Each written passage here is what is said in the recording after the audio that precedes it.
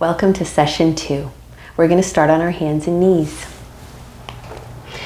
If your knees are uncomfortable, one trick you can do is to fold up your mat like so, or to place some blankets, because we'll be on our knees for a little while. And you want to be kind to your knees, because you'll miss them when they're gone.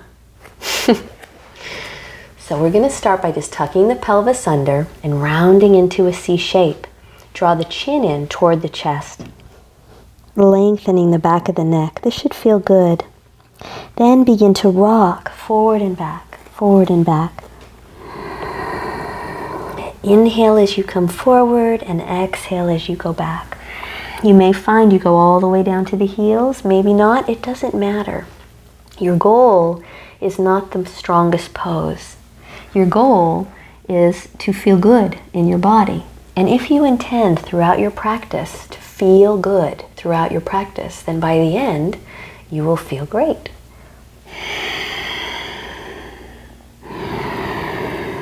Feel sensations migrate. You can feel as you come forward, you're strengthening the upper body.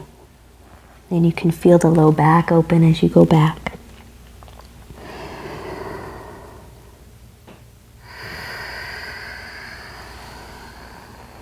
Now, we'll take it just onto the hands and knees and let your spine be neutral and let your hips just rock from side to side. This is one of my favorites. A nice stretch to the outer hips. And just breathe and notice if you're collapsing into your arms or thighs. Stay light in the torso.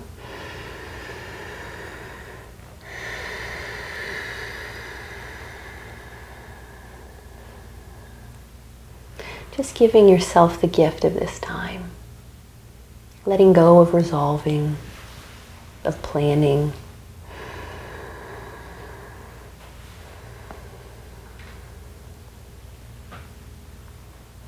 Bring it to center. And now let your buttocks go to your heels. And then let your hips go slightly to the left as your hands go to the right.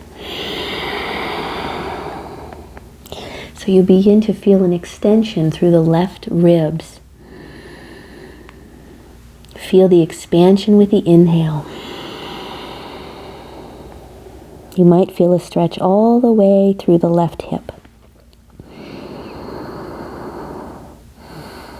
Bring it to center. Let your hips go to the right and hands to the left. If we're ever doing a pose and it doesn't feel appropriate for you, just skip it. In time, once you practice all the other asanas, that's what they're called, the poses are called asanas, which means postures.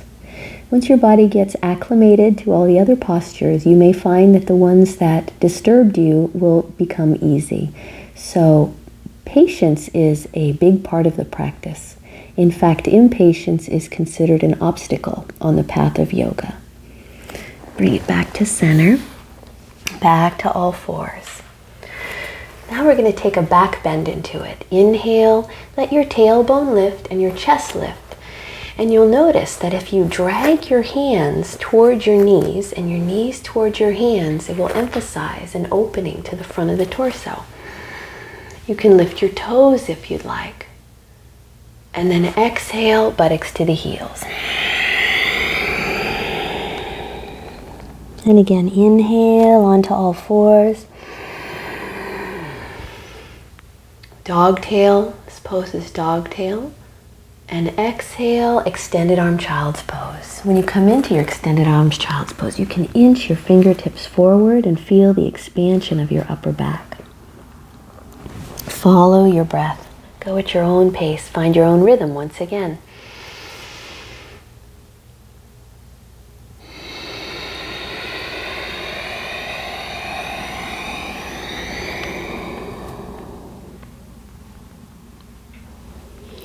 I'd like to give you an opportunity to add a pose.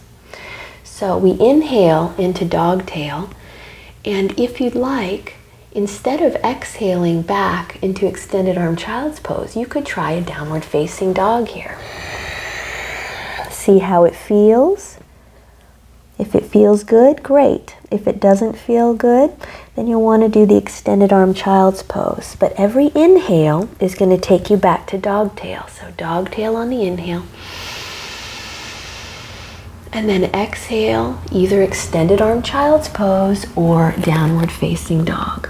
And you can alternate them as I am. Inhale.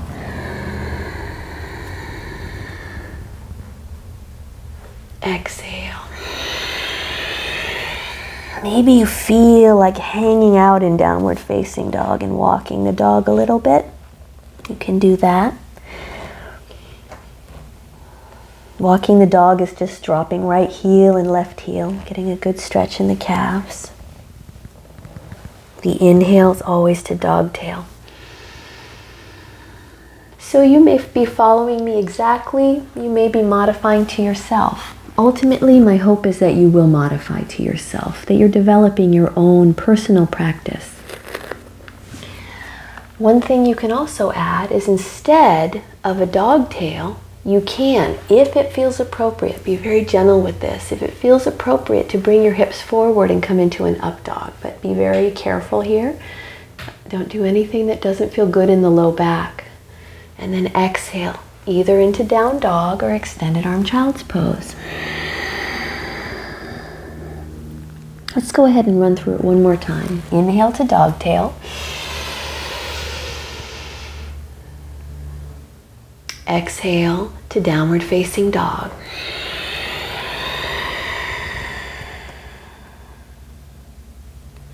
Inhale to up dog or dogtail, either one. And finally exhale, buttocks to the heels. Stay here. Once you find yourself in extended arm child's pose, pause there and just let your hips rock from side to side. Just be loose and let go. Let your spine just undulate. You can get rid of so much stiffness by just allowing your body to flow. Just finding its natural flow. And let's bring it back up to center. This next pose is very healthy for the low back, as long as it feels appropriate for you. Have I said that enough? Bring your knees together, shift your weight to your left knee, and inhale your right leg back. Now, if this hurts, you can keep your foot on the floor. Inhale, so you're either here or here, and then exhale, knee to the forehead, rounding the spine, bringing the forehead to the knee. Extend it back. So I'm going to do the gentle version first. Foot down. Inhale. Give a little stretch to the calf. Exhale, knee to the forehead. Very good to strengthen core. So having a strong core, meaning your abdomen, supports the low back. Inhale, extend the left leg back, either to the floor or up. You want to make sure your hips are squared. The tendency is your right hip is going to be up too high. Exhale, knee to the forehead.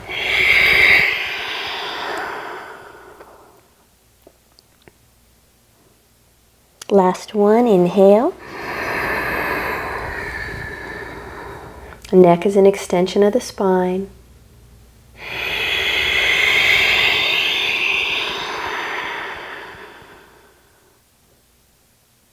And back to center. Let's switch to the other legs.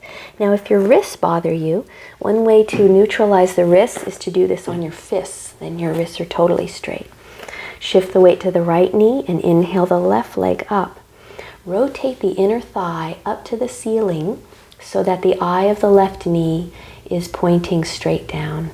Exhale, knee to the forehead. Feel the stretch all the way into the neck. Inhale. Light in the torso.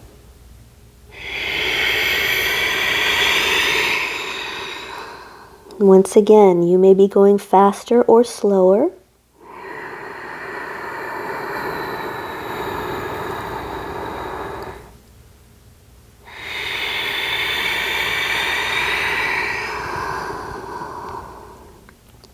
And inhale it back.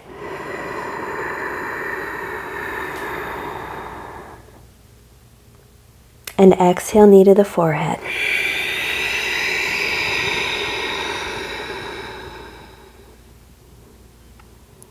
Good. And go ahead and bring it on down to your knees. And buttocks to the heels once again. And just let your hips rock from side to side. Let's go ahead and open up your knees. Separate them as wide as the mat. Maybe drop down to your forearms. Relax in the shoulders. And you'll notice that if you lift your tailbone up, you'll come right into the inner thighs there.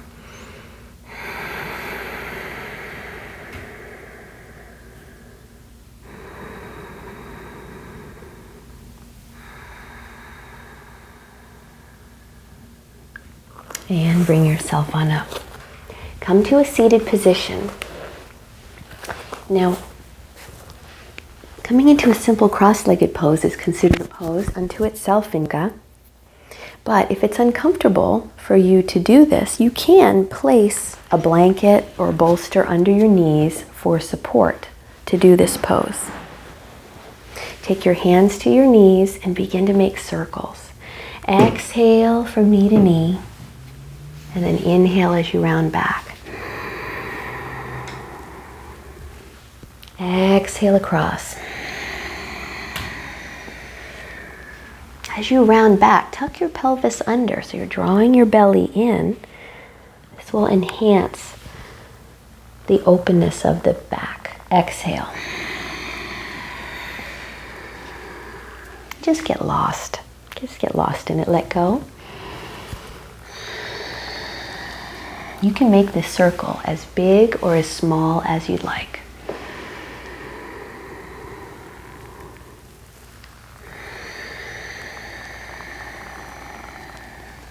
Let's bring it to center and reverse the direction. So whatever foot's on top, switch it, and then reverse the direction of the rotation.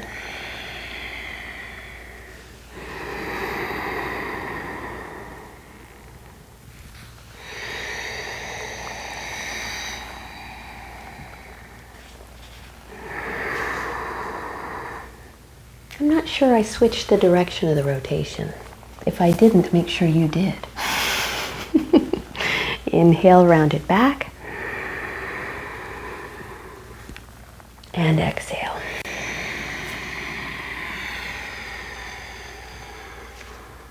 One more.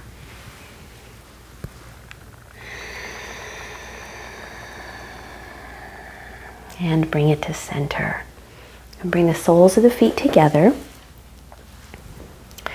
And we're going to start by butterflying your knees up. So butterfly them up. As you butterfly your knees up, you will feel how it's strengthening your inner thighs, your adductor muscles.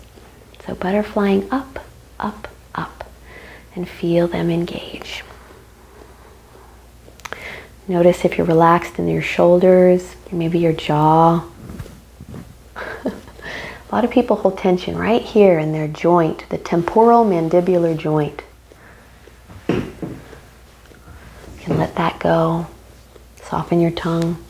Okay, now we're going to reverse it. Instead of the knees going up, the knees are going to press down. So downward pressing. So now you're stretching out those same muscles, the adductor muscles.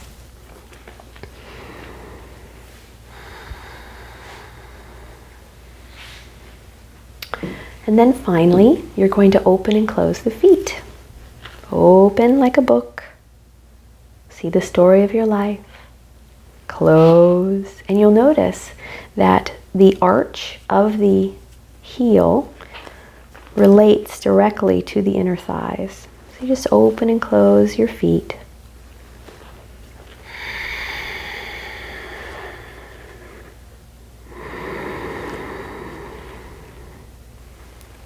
Good.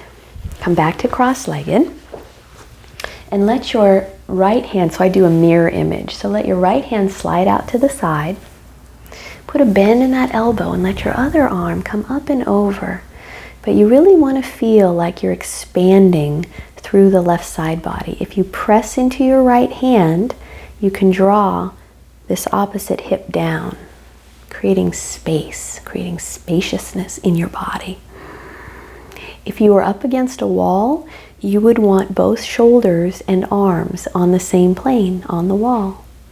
And your arms are in a crescent moon shape. The tendency is this, so make sure the shoulder's down. Let's release that and bring it to the other side. Straight out from the hips, inhale and exhale. And breathe.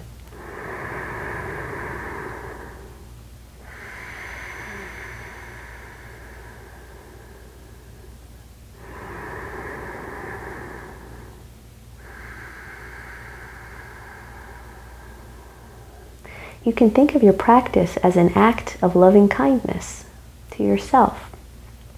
And we all know when we take time to act loving kindness toward ourselves, we tend to be nicer to others. That's just the way it works. So it's not really selfish. Go ahead and bring that arm back down. And extend your legs out into a V. This time, you're going to, as best you can, lift your tailbone up and back. Because right now my pelvic girdle is tilted back. Now it's even, now it's level. You want to tilt it forward if you can. So maybe lift your tailbone up and back, and then just bring your hands forward. If your spine feels stiff, this is a wonderful opportunity to sway from side to side. This will give a little extra emphasis to the back of the legs, while at the same time promoting some fluidity in the spine. However, if you feel more comfortable just staying centered in stillness, that's fine too. Either way, conscious breathing. When the mind is engaged on the breath in the body, you are, without even realizing, cultivating living in the present moment, because your breath is always now and your body is always now. It's the mind that wanders to the past and the future, to planning, to resolving, and to thinking. Such a simple act, just to be with the breath, to be with the body, and let everything else go.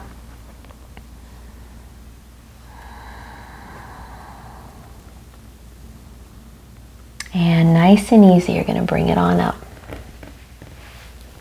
Let's do a nice little back bend here.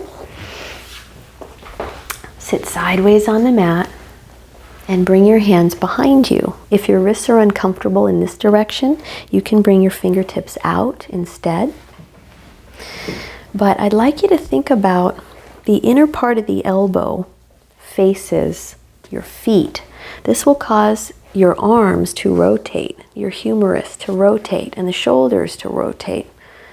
As you lift your chest up and create a nice arch in your back, nice open heart space. Inhale, and then exhale to neutral. And again, inhale, strengthening the back muscles. If this is at all uncomfortable in the low back, you can try it with the knees bent and compare. See if you get more out of one.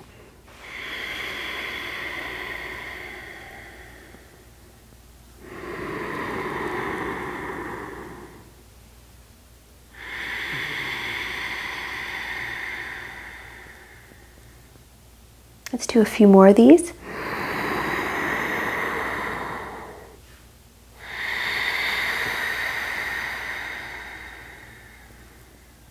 Last one.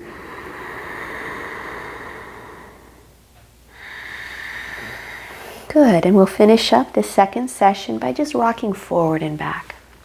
Inhaling forward and exhaling back. By the way, when you come to the end of your 20-minute sessions and you decide that that's going to be it for the day, I do recommend that you take time for Shavasana. Take a nice 5-minute final relaxation, if possible, or even a 3-minute, so that the body has a chance to take in the effects of all of the poses and the breathing. So this ends session 2. If you'd like to join us for session 3 for a full 60 minutes, please do. Otherwise, we'll see you at session 3. Thank you. Namaste.